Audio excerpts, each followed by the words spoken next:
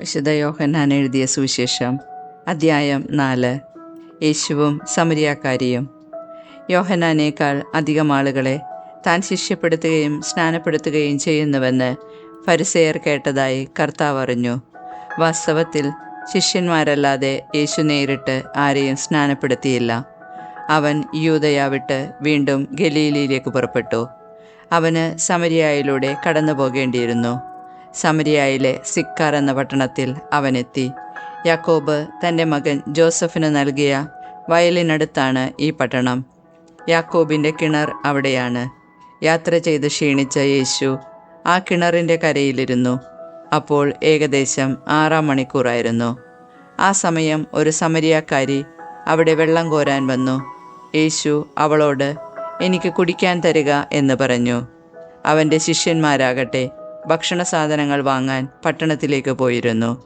ആ സമരിയാക്കാരി അവനോട് ചോദിച്ചു, "നീ ഒരു യഹൂദനായിരിക്കെ സമരിയാക്കാരിയായ എന്നോട് കുടിക്കാൻ ചോദിക്കുന്നതെന്ത്?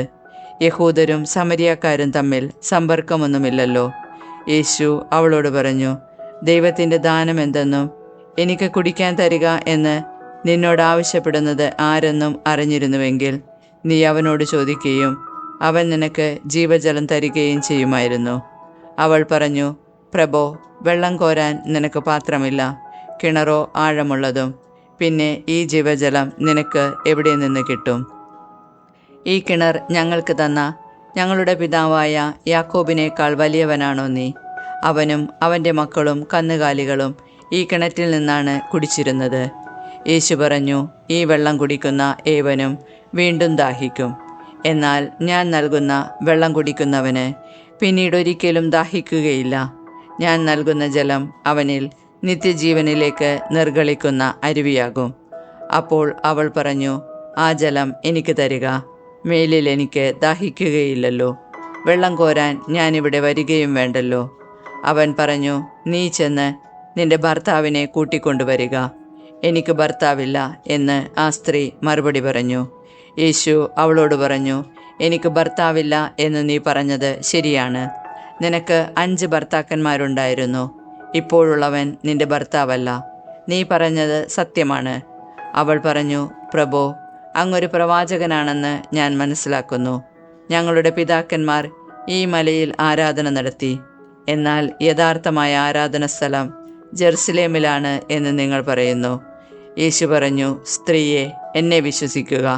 ഈ മലയിലോ ജെറുസലേമിലോ നിങ്ങൾ പിതാവിനെ ആരാധിക്കാത്ത സമയം വരുന്നു.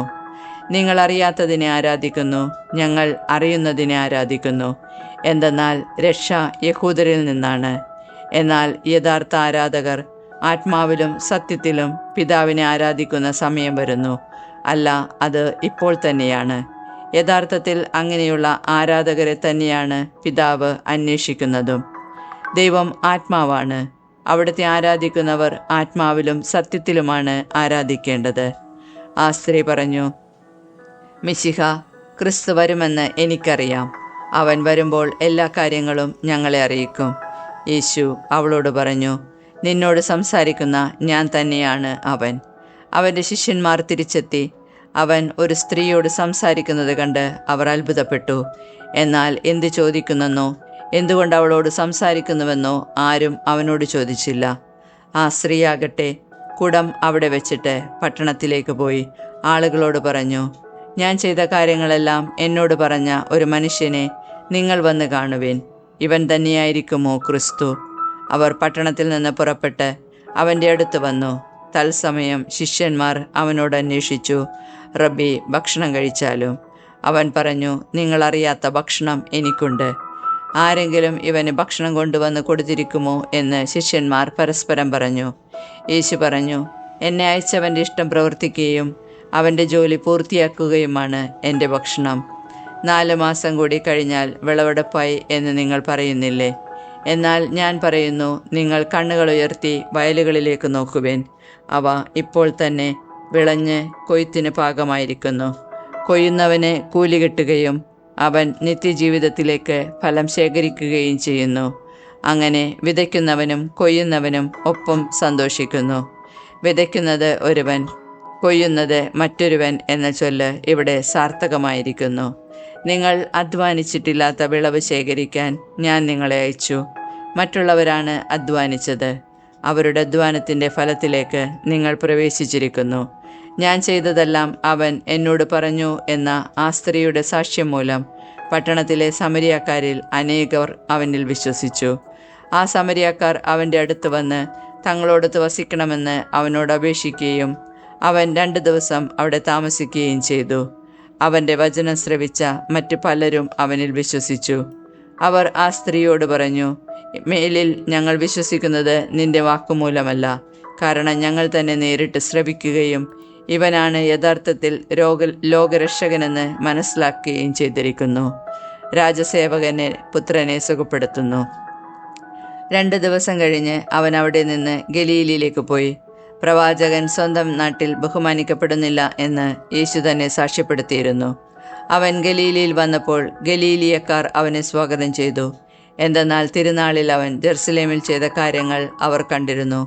അവരും തിരുനാളിന് പോയിട്ടുണ്ടായിരുന്നു. അവൻ വീണ്ടും ഗലീലയിലെ കാനായിലെത്തി. അവിടെ വെച്ചാണ് അവൻ വെള്ളം വീഞ്ഞാക്കിയത്. കഫർനാമിൽ ഒരു രാജസേവകനുണ്ടായിരുന്നു. അവൻ്റെ മകൻ രോഗബാധിതനായിരുന്നു.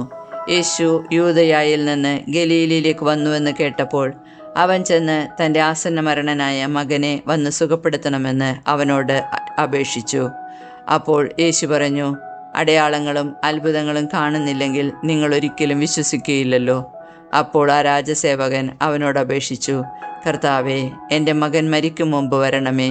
യേശു പറഞ്ഞ്, പൊയ്ക്കൊള്ളുക, നിന്റെ മകൻ ജീവിക്കും. യേശു പറഞ്ഞ വചനം വിശ്വസിച്ച് അവൻ പോയി. പോകും വഴി മകൻ സുഖം പ്രാപിച്ചിരിക്കുന്നു എന്ന വാർത്തയുമായി ഭൃത്യന്മാർ എതിരെ വന്നു.